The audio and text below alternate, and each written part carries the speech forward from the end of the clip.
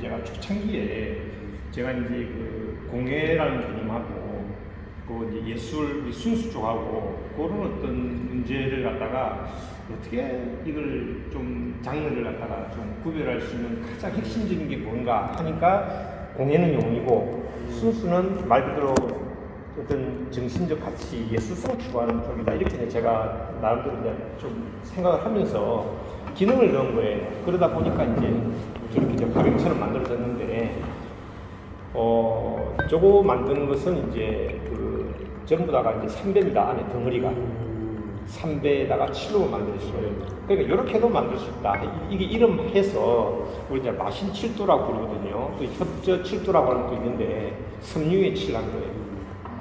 그래가지고 형상을 만들어서 이렇게 했는데, 저게 이제 우리 그 오칠공예 그 제작하는 방법 중에 가장 시간이 많이 걸리고 또 고급스러운 방법이에요. 그리고 저거는 뭐 지금 중국에 출토된 그 유물이 BC 3000년 전이니까 6000년 됐잖아요. 유물이 그대로 있단 말이에요. 그리고 제가 지금 여기 보면 이제 서령문자를 가지고 이렇게 막 자극해서 하는 게 있습니다. 서령문자도 역시 BC 3000년 된 문자잖아요. 그러니까 그 어떤 역사를 같이 해온 거예요. 이 공예 기술이. 그랬을 때 이제 그 굉장히 제작 방법이 많다 보니까 오칠을 하지 못할 곳이 없다. 오칠 작업에서 사용하지 못할 게 없다는 말이 있을 정도로 흙도 사용할 수 있고 연탄재도 사용할 수 있고 뭐든지 가능한 거예요.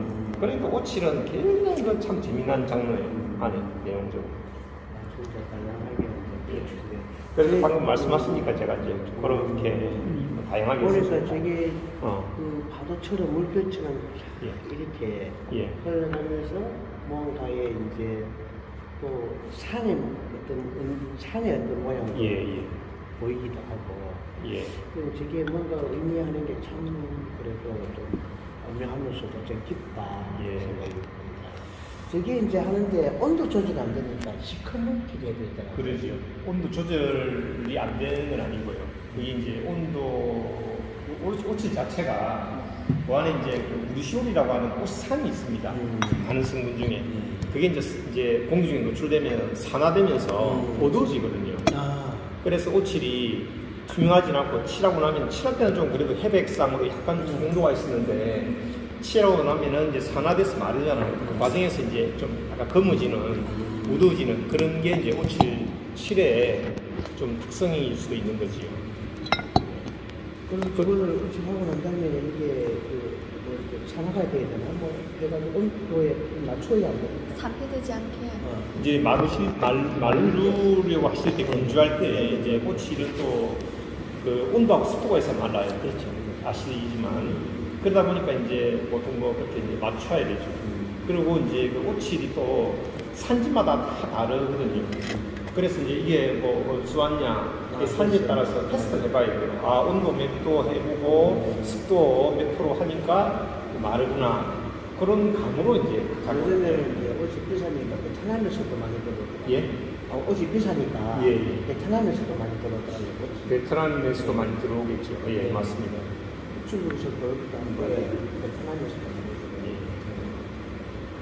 베트남산은 이제 좀 수분이 많고요. 이제 좀 올라갈수록 좀 이제 옷산이 좀 이제 함유량이 많아가지고 이때까지는 이제 베트남은 이제 근간에 이제 그 정치적으로 개방된 국가다 보니까 주로 이제 중국, 일본, 우리나라 이렇게만 좀 교류가 있었던 거예요. 중국도 사실은 뭐 우리 수교한 지가 92년도니까 얼마 안 됐잖아요, 그죠? 그랬을 때 이제 그 중국은 중국대로 우리가 모르는 사이에 근데 나름대로 어떤 그 현대화해서 그 중국의 전통 오칠을 그래가지고 그렇게 간 게 있고요. 그 다음에 또 우리는 우리대로 또 이렇게 뭐 아시는 것처럼 이렇게 해왔던 거고, 일본은 일본대로 굉장히 많이 발전을 시켜나가고 이런 상황이었어요. 그래서 이제 주로 이제 중국하고 일본, 우리나라 이렇게 교류를 많이 해왔었습니다. 그동안 한 20년 정도 그 사이에. 그리고 오칠이라는 원주가 원주. 맞아요.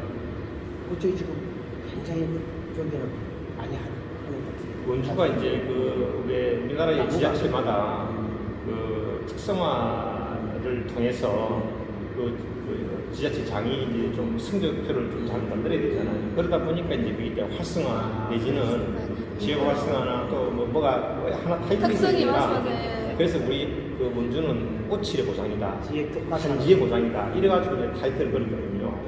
근데 실제로 이제 오칠이라고 하는 이 작업이 이거를 그 첫째는 이제 그 디자인적으로 우리 그 현대 주거 공간이 옛날 어떤 우리 한옥 전통 공간이 아니고 이렇게 깨끗하고 고급스럽고 이렇잖아요.